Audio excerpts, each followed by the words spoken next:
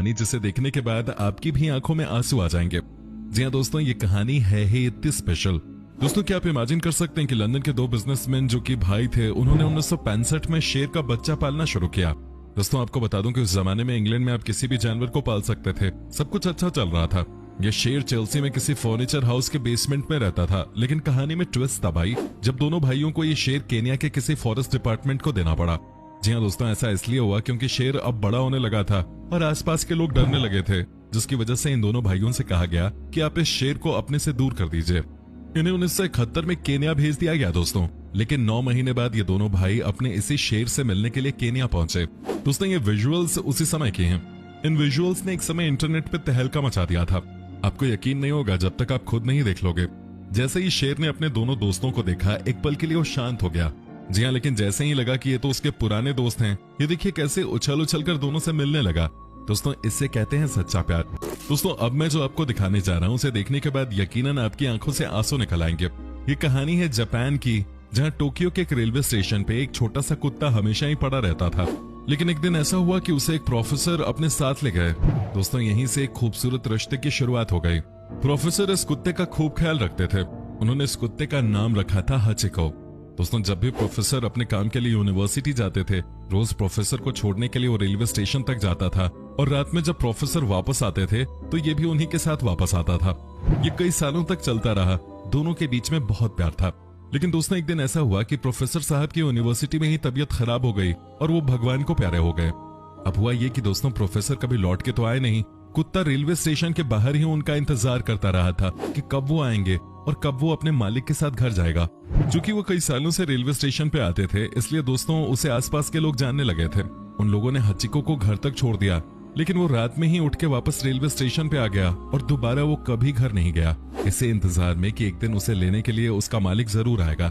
लेकिन दोस्तों, वो कहाँ आने वाले थे? क्या आप सोच भी सकते हैं कि 10 सालों तक ये कुत्ता अपने मालिक का इंतजार रेलवे स्टेशन पे ही करता रह गया।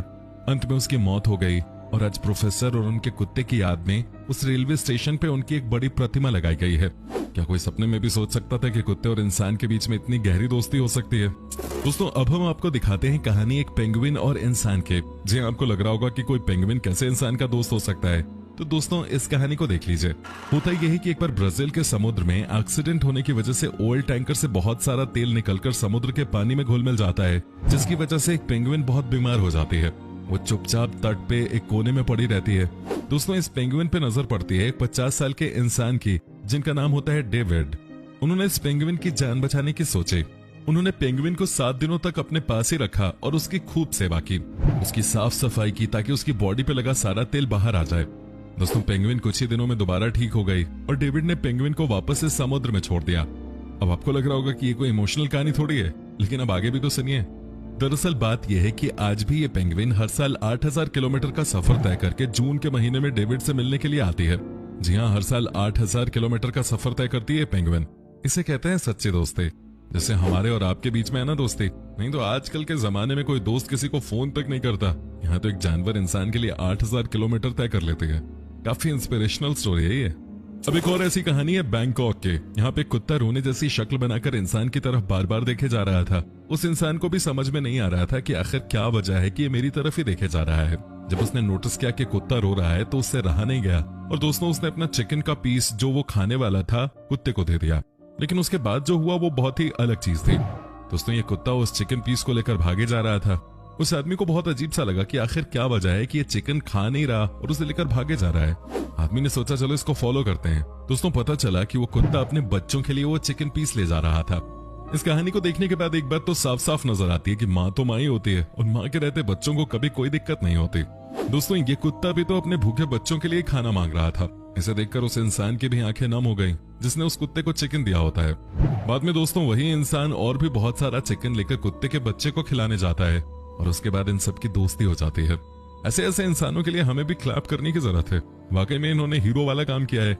आपको क्या लगता है दोस्तों? आप हमें कमेंट करके बता सकते हैं। दोस्तों, अब हम आपको दिखाते हैं एक और ऐसी कहानी जो कर देगी आपको बहुत इमोशनल। जी हाँ, इस कहानी में एक चिंपैंजी है और एक छोटी सी चिड़िया है। हुआ ये कि एक बार एक तालाब में एक छोटी सी चिड़िया गिर गई। ये देखिए वो कैसे अपनी जान बचाने के लिए स्ट्रगल कर रही थी। उसे भी लगा कि शायद अब वो इस दुनिया से जाने वाली है। लेकिन दोस्तों, इतने में वहां पे आ जाता है एक चिंपैंजी। जब उसने देखा कि तालाब में एक चिड़िया डूब रही है तो उसी समय उसने एक पत्ते से पक्षी की जान बचाने की कोशिश की, लेकिन दोस्तों वो सफल नहीं हो सका। उसके बाद चिंपैंजी ने अपने हाथों से उस पक्षी को तालाब से बाहर निकाला और दोस्तों उसकी जान बचा ली। बताइए इस हीरो चिंपैंजी के बारे में आप क्या कहेंगे? कमाल ही कर दिया इन्होंने। वैसे तो कहा जाता है कि जानवर किसी की मदद ही नहीं करते, लेकिन यहाँ तो एक जानवर ने दूसरे जीव की जान बचा ली है। जब चिंपैंजी उसे पानी से बाहर निकालते हैं तो उसके बाद भी चेक कर रहे होते हैं कि सब ठीक है कि नहीं, क्या ये उड़ भी सकती है कि नहीं। कितनी कमाल की बात है ना कि एक चिंपैंजी ने एक पक्षी की ऐसे जान बचा ली मानो कि ये उन्हीं का बच्चा हो। इस कहानी से हमें बहुत कुछ सीखने को मिलता है। इस कहानी से हम बहुत कुछ सीख सकते हैं कि हमेशा अच्छे कर्म ही करने चाहिए। जो किसी भी मुश्किल स्थिति में मदद करता है, भगवान उसकी मदद करते हैं। दोस्तों अब हम आपको एक और ऐसी कहानी दिखाने जा रहे हैं जिसे देखने के बाद आपको लगेगा कि दुनिया में हर जीव के पास सोचने की क्षमता होती है और हर जीव इमोशनल होता है। जी हाँ दोस्तों, आपको बता दें कि ये कहानी है ब्राजील की, जहाँ पर गिलवर्टो नामक एक इंसान ने एक बार एक मगरमच्छ की मदद की थी। हुआ ये था कि मगरमच्छ का शिकार करने आए कुछ लोगों ने एक बड़े से मगरमच्छ को गोली मार दी थी, लेकिन उसके बाद भी वो लोग मगरमच्छ को पकड़ नहीं पाए थे। जब गिलवर्टो ने मगरमच्छ को देखा तो उन्हें लगा कि उन्हें इसकी मदद करनी चाहिए। उन्होंने मगरमच्छ के शरीर से गोली निकाली और उसके बाद दोस्तों उसे जाने दिया। अगले ही दिन वो मगरमच्छ दोबारा उनसे मिलने के लिए आ गया। हालांकि ये देखकर पहले तो गिलवर्टो डर गए, लेकिन बाद में उन्हें पता चला कि ये मगरमच्छ उनसे दोस्ती करने के लिए आया है। दोनों के बीच में खूब अच्छी दोस्ती हो गई और ये कई सालों तक साथ ही रहे। लेकिन दोस्तों कई सालों के बाद मगरमच्छ की मौत हो गई, जिसके बाद गिलवर्टो काफी अकेले हो गए। वो बताते हैं कि मगरमच्छ और उनके बीच सबसे अच्छा रिश्ता था।